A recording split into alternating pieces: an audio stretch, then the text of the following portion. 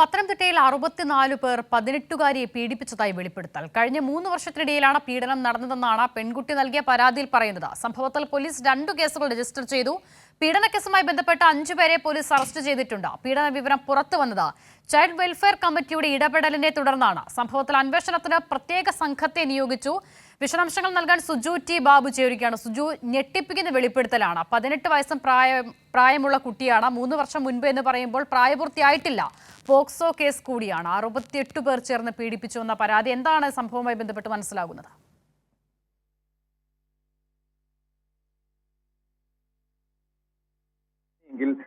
കുട്ടിക്ക് പ്രായപൂർത്തിയാകാത്ത ഘട്ടത്തിലാണ് 2.25 വർഷത്തിനുള്ളിൽ എന്നാണ് അത്. 2.25 വർഷത്തിന് മുമ്പ് എന്നല്ല, കഴിഞ്ഞ 2.25 വർഷത്തിനിടെയാണ് 64 ആളുകൾ ഈ കുട്ടിയെ ലൈംഗികമായി ചൂഷണത്തിന് വിധേയമാക്കി എന്നുള്ള മൊഴിയാണ് കുട്ടി CWCക്ക് നൽകുന്നത്. അതിനുശേഷം കൗൺസിലിംഗ് വിധേയപ്പെടുത്തുന്നു. ഇതിനെ തുടർന്നാണ് പത്തനംതിട്ട SP-ക്ക് ചൈൽഡ് വെൽഫെയർ കമ്മിറ്റി ഈ കേസ് കൈമാറുന്നത്. സാധാരണഗതിയിൽ സ്റ്റേഷൻ ഹൗസ് ഓഫീസർമാർക്കാണ് ഇത്തരം കേസുകൾ CWC നൽകുന്നത്. എന്നാൽ കേസിന്റെ ഗൗരവം കണക്കിലെടുത്തുകൊണ്ടാണ് CWC കേസ് നേരിട്ട് പത്തനംതിട്ട SP-ക്ക് കൈമാറുന്നു. SP ഉടൻ തന്നെ വിഷയത്തിൽ ഇടപെടുകയും അതിനടിസ്ഥാനത്തിലാണ് പ്രത്യേക അന്വേഷണ സംഘത്തെ രൂപീകരിക്കുകയും വിവിധ സ്റ്റേഷനുകളിൽ FIR രജിസ്റ്റർ ചെയ്യുകയും കേസ് മുമ്പോട്ട് പോകുന്നത്. ഇതിനടിസ്ഥാനത്തിൽ ഇപ്പോൾ 5 പേർ പോലീസ് കസ്റ്റഡിയിലല്ല എന്നുള്ള വിവരമാണ് പുറത്തു വരുന്നത്. ഈ പെൺകുട്ടിയുമായി ബന്ധപ്പെട്ട അതിന്റെ ഈ മഹിളാ സമുഖ്യ എന്ന കുടുംബശ്രീയുമായി ബന്ധപ്പെട്ട സന്നദ്ധ പ്രവർത്തകർ എന്ന വാക്ക് എത്രത്തോളം ശരിയാണെന്നുള്ള കാര്യത്തിൽ പരിശോധിക്കേണ്ടിട്ടുണ്ട്. അതിലും മഹിളാ സമുഖ്യയുടെ പ്രവർത്തകരാണ് ഈ കുട്ടി ഗൃഹസന്ദർശനത്തിനിടയിൽ കുട്ടിയെ കണ്ടുമുട്ടുകയും ഈ പ്രാഥമിക വിവരം ലഭിക്കുന്നത്. അതിന്റെ അടിസ്ഥാനത്തിലാണ് CWC ഈ കുട്ടിയായി സംസാരിക്കുകയും പിന്നീട് വിശദമായി തന്നെ കൗൺസിലിംഗിലൂടെ മൊഴി രേഖപ്പെടുത്തുകയും അല്ലെങ്കിൽ കൗൺസിലിംഗിലൂടെ വിശദവിവരങ്ങൾ ചോദിച്ചറിയുകയും ചെയ്യുന്ന പെൺകുട്ടിയുടെ മൊബൈൽ ഫോൺ കേന്ദ്രീകരിച്ച് നടത്തിയ അന്വേഷണത്തിൽ അല്ലെങ്കിൽ പെൺകുട്ടി സ്വമേധയായി പറഞ്ഞ പേരുകൾ വിവരങ്ങളും മൊബൈൽ ഫോണിൽ കൂടെ വെരിഫൈ ചെയ്യുമ്പോഴാണ് ഇതിൽ 40ഓളം ആളുടെ പേരുകൾ കൃത്യമായി പോലീസിന് ലഭിക്കുന്നു. പെൺകുട്ടി മൊഴി കൊടുത്തിരിക്കുന്ന 64 പേര് ഈ 2.25 വർഷത്തിനിടെ തന്നെ ലൈംഗികമായി ചൂഷണം ചെയ്തു എന്നാണ്. ഇതിൽ പെൺകുട്ടി അതുമായി ബന്ധപ്പെട്ട വിദ്യാഭ്യാസ സ്ഥാപനവുമായി ബന്ധപ്പെട്ട് അല്ലെങ്കിൽ അതിലെ കായിക വിദ്യാർത്ഥിനിയായിരുന്ന ഘട്ടത്തിലാണ് ഇത്തരം പീഡനത്തിന് ഇരയായെന്നുള്ള വിവരങ്ങളും പുറത്തു വരുന്നുണ്ട്. അങ്ങനെയെങ്കിൽ അതുമായി ബന്ധപ്പെട്ട പല ആളുകളും ഇതിൽ പ്രതിപട്ടികയിൽ ഉൾപ്പെടുമെന്നും വിവരങ്ങളാണ് ഇപ്പോൾ ലഭ്യമാകുന്നത്. സ്വന്തം വീട്ടിൽ തന്നെ താമസിക്കുന്ന കുട്ടിയാണോ സുജു? സ്വാഭാവികമായും ഇപ്പോൾ സുജു പറഞ്ഞത് പ്രകാരം 2.25 വർഷത്തിനിടയ്ക്ക് എന്ന് പറയുമ്പോൾ ആദ്യ സംഭവങ്ങളൊക്കെ കുട്ടിക്ക് പ്രായപൂർത്തിയാകുന്നതിന് മുൻപാണ്. മാതാപിതാക്കളുടെ ഒന്നും ശ്രദ്ധയിൽപ്പെട്ടിരുന്നില്ലേ? കുട്ടി ആരോടും ഈ വിവരങ്ങൾ ആ ഘട്ടത്തിൽ പറഞ്ഞിരുന്നില്ലേ? അത്തരം വിവരങ്ങൾ എങ്ങനെയാണ് മനസ്സിലാകുന്നത്?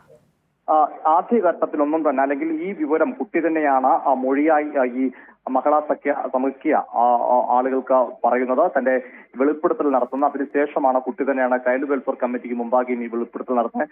ഈ കാര്യങ്ങൾ വീട്ടിലുള്ള ആളുകൾ അറിഞ്ഞിരുന്നില്ല. പലപ്പോഴും ഈ പീഡിപ്പിച്ച ആളുകളുടെ വീട്ടിലെത്തിച്ചും അതുപോലെ മറ്റ് ചില സ്ഥലങ്ങളിൽ, അതായത് പൊതു ഇടമെന്ന് നമ്മൾ ധരിക്കുന്ന ചില സ്ഥലങ്ങൾ, അവിടെ ആളുകൾ അധികം എത്തിപ്പെടാത്ത ചില സ്ഥലങ്ങളിലൊക്കെ കൊണ്ടുപോയാണ് ലൈംഗികമായി ചൂഷണത്തിന് ഇരയാക്കിയത്. അതിൽ കുട്ടിയുടെ നഗ്ന ദൃശ്യങ്ങൾ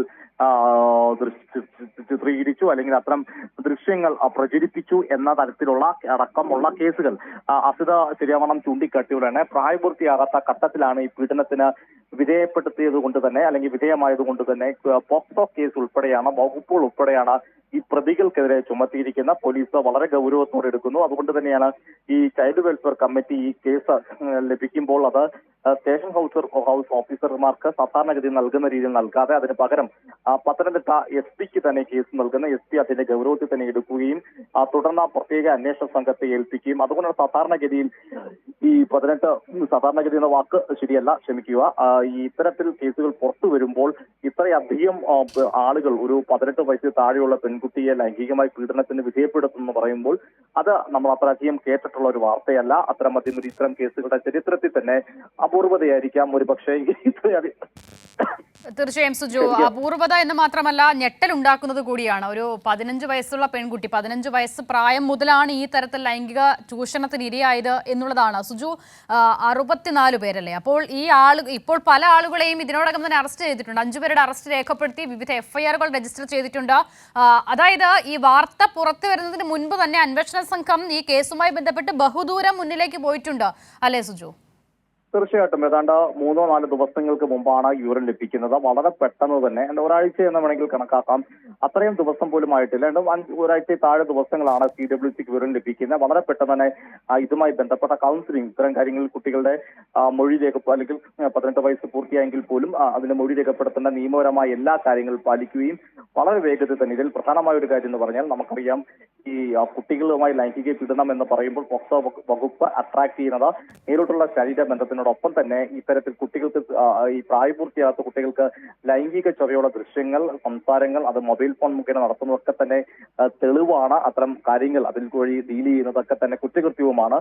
അതിനാൽ തന്നെ ശാസ്ത്രീയമായ തെളിവുകൾ പോലീസിന് ശേഖരിക്കാൻ ആ കാര്യത്തിൽ വളരെ വേഗത കൈവരിക്കാൻ പോലീസിന് സാധിച്ചു എന്നതാണ് ഈ കേസിന്റെ നിർണായകമായ തെളിവായി മാറിയിരിക്കുന്നത്. പെൺകുട്ടിയുടെ ഫോൺ, ആ ഫോൺ തന്നെ പെൺകുട്ടി CWCക്ക് ഉൾപ്പെടെ സമർപ്പിക്കുകയും പോലീസിനും കൈമാറിയിട്ടുണ്ട്. അതിൽ ഈ 40-ലധികം ആളുകളുടെ ഫോൺ നമ്പറുകൾ പോലീസിന് കണ്ടെടുക്കാൻ സാധിച്ചിട്ടുണ്ട്.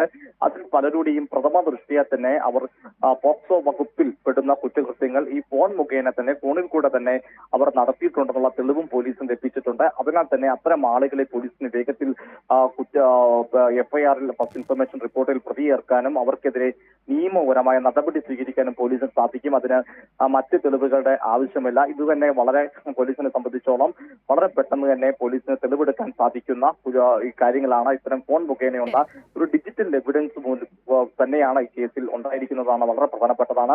പത്തനംതിട്ട സ്വദേശിയായ വിദ്യാർത്ഥിയായിരുന്ന കാലഘട്ടത്താണ് ഈ പെൺകുട്ടിക്ക് ഇത്തരം അധികം ആളുകളിൽ നിന്ന് ലൈംഗിക ചൂഷണത്തിന് വിധേയപ്പെടേണ്ടതായിട്ട് വന്നത്. പല തരത്തിലുള്ള ലൈംഗികപരമായ പീഡനത്തിനാണ് കുട്ടി ഇരയായിട്ടുള്ളത്. ഇതുമായി ബന്ധപ്പെട്ട ഈ കുട്ടി കായിക വിദ്യാർത്ഥിയാണെന്നുള്ള വിവരം പുറത്തു വന്നിരുന്നു. അങ്ങനെ കായിക താരം കൂടിയായിരുന്നു. അഘട്ടത്തിൽ പരിശീലകരും ഇത്തരത്തിൽ പീഡിപ്പിച്ചവരുടെ പട്ടികയിൽ ഉൾപ്പെടുന്നു എന്ന വിവരവുമുണ്ട്. എന്നാലും ആ കാര്യത്തിലൊക്കെ കൃത്യമായ പേര് വിവരങ്ങൾ നമുക്ക് ഇപ്പോൾ നൽകാൻ സാധ്യമല്ല. അതിൽ ലഭ്യമായാൽ പോലും കാരണം ആ കുട്ടിയുമായി ബന്ധപ്പെടുന്ന ആ കുട്ടിയുടെ ഇത്തരം കേസുകളിൽ അങ്ങനെ നമുക്ക് പേരുകൾ കൊടുക്കാൻ നിയമപരമായ തടസ്സങ്ങളുണ്ട്. എന്നിരുന്നാൽ പോലും ഇപ്പോൾ ലഭിക്കുന്ന വിവരം അനുസരിച്ച് 64 പേരുടെ പേരാണ് അല്ലെങ്കിൽ പേരുകൾ ഉണ്ട് എന്നാണ് CWCക്ക് നൽകിയ മൊഴിയിൽ പറയുന്നത്.